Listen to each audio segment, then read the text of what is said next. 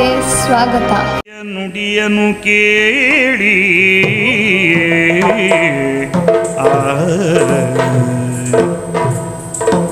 ಸತಿಯ ನುಡಿಯನು ಕೇಳಿ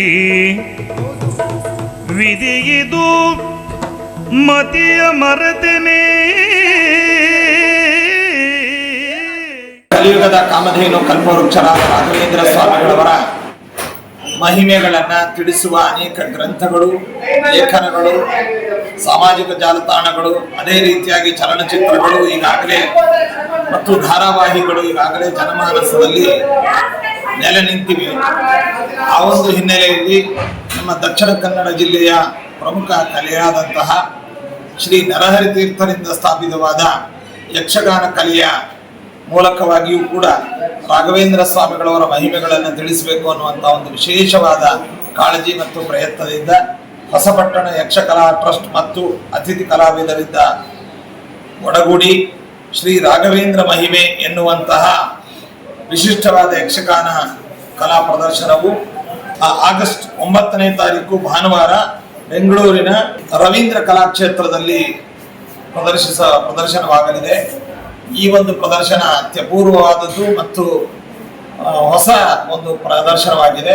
ಇದಕ್ಕೆ ಎಲ್ಲ ಕಲಾಭಿಮಾನಿಗಳು, ರಾಘವೇಂದ್ರ ಸ್ವಾಮಿಗಳವರ ಭಕ್ತರೆಲ್ಲರೂ ಕೂಡ ಈ ಕಾರ್ಯಕ್ರಮದಲ್ಲಿ ಪಾಲ್ಗೊಂಡು ಇದನ್ನು ವೀಕ್ಷಿಸಿ ಈ ಕಲೆಯನ್ನು ಪ್ರೋತ್ಸಾಹಿಸಿ ವಿಶೇಷವಾಗಿ ರಾಘವೇಂದ್ರ ಸ್ವಾಮಿಗಳವರ ಅನುಗ್ರಹಕ್ಕೆ ಪಾತ್ರರಾಗಬೇಕಾಗಿ ಸೂಚಿಸ್ತಾ ಇದ್ದೇವೆ.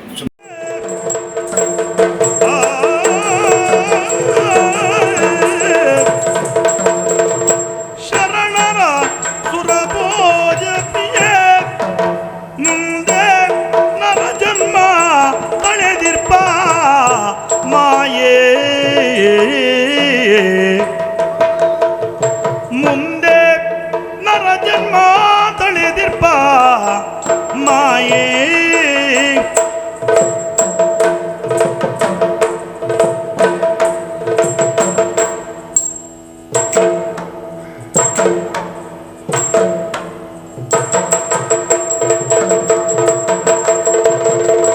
ತರವಲ್ಲ ಪರಿತಾಪ ಹರಿಲೀಲೆ ಇದು.